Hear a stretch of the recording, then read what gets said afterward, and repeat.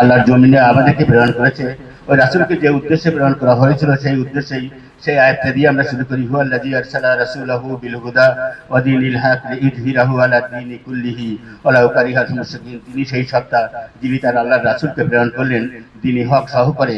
উদ্দেশ্য এবং লক্ষ্য একটাই, সেটা হচ্ছে আল্লাহর জমিনে যত আইন এবং কানুন আছে এগুলোকে মিটিয়ে দিয়ে আল্লাহর বিধান এখানে জারি করা। এটাই ছিল আল্লাহ রাসূলের পাঠানোর মূল উদ্দেশ্য এবং আমাদের পাঠানোর মূল উদ্দেশ্য এটাই। আল্লাহর জমিনে আল্লাহর দিনকে বাস্তবায়ন করার জন্য আমাদেরকে প্রেরণ করেছেন এবং এই দিন প্রতিষ্ঠা করার এই আন্দোলন করেই জান্নাতে যেতে হবে। এর বাইরে জান্নাতে যাওয়ার কোনো পথ আমরা নাই।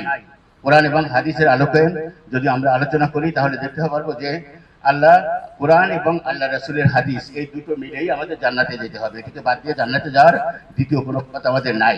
আমরা সেই কাজটাই আমরা গুরুত্ব দিয়ে আমরা করি এবং আমরা সমস্ত ব্যস্ততা সমস্ত অজুহাত বাদ দিয়ে আমরা চলে আসছি আল্লাহর দিনকে বাস্তবায়ন করার জন্য। আল্লাহ তাআলা আমাদেরকে কবুল করে নিই যে আমরা এই কাজটা যেন আমরা দিতে পারি, কাজটা যেন সেভাবে হক আদায় করে করতে পারি। আজকে আমরা এখানে এসেছি সারাটা দিন, বন্ধের দিন, অনেক রকমের কাজ থাকে, সমস্ত কাজকে আমরা ফেলে রেখে আমরা এই আল্লাহর দিনকে বাস্তবায়ন করার জন্য আমরা এখানে এসেছি। আমাদের এই আশাটা যেন আল্লাহ তাআলা কবুল করেন এবং এই আশা থেকে যতটা ফায়দা হাসিল করা যায়।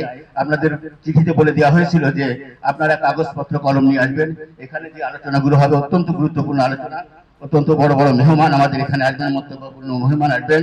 তারা যে আলোচনা করবেন আপনারা প্রয়োজনীয়গুলো নোট করবেন, এটাই হচ্ছে দায়ী এবং এটাকে সার্বিক মনোযোগটা দিবেন। আজকের দিনটা বাদ দিয়ে যেখানে যাচ্ছি এখান থেকে যেন কোনো ফায়দা হাসিল করে নিতে পারি। আল্লাহ তাআলা মুমিনদেরকে পৃথিবীতে পাঠিয়েছে, ওমা খালাকতুল জিন্না ওয়াল ইনসা ইল্লা লিয়াবুদুন। জিন এবং মানুষ এই দুটো প্রাণীকে সৃষ্টি করা হয়েছে আল্লাহর ইবাদতের জন্য। আর আল্লাহর ইবাদত আল্লাহ যা করতে বলেছে তা করা, আল্লাহ যা করতে নিষেধ করেছে তা থেকে বিরত থাকা। এই যে হচ্ছে এর সমষ্টি হচ্ছে, এটা হচ্ছে ইবাদত। ইবাদত হচ্ছে আল্লাহ যেভাবে নির্দেশ দিয়েছে, রাসূল সাল্লাল্লাহু আলাইহি ওয়াসাল্লাম যে নির্দেশটা যেভাবে পালন করেছে ওইভাবে পালন করাটি হচ্ছে আমাদের জন্য ইবাদত। এর বাইরে কোনো ইবাদতের কোনো জায়গা নাই।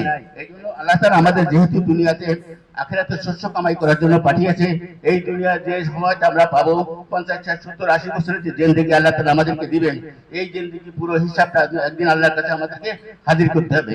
তোমার মুখ থেকে এমন কোনো কথা বের হবে না যে কথার জবাব একদিন আল্লাহ তাআলা নেবেন না। আমাদের প্রত্যেকে যদি বুকে হাত দিয়ে একটু চিন্তা করি, আমি এই জীবনে আমাকে আল্লাহ তাআলা পাঠিয়েছে উদ্দেশ্য আল্লাহর জমিনে আল্লাহর দিনকে বাস্তবায়ন করা এবং সেই কাজটা আমরা কতটুকু করতে পারলাম এটার জন্য আমরা আত্মসমালোচনা করি। আমাদের রিপোর্ট বইতে এখানে প্রত্যেকে কর্মী, আমাদের রিপোর্ট রাখা হয়, প্রত্যেক দিন রিপোর্ট রাখার পরে আত্মসমালোচনা করতে হয়। আমার আজকের দিনটা আমার জীবন থেকে 24 ঘন্টা পার হয়ে গেল, আমি কবরের দিকে 24 ঘন্টা এগিয়ে গেলাম।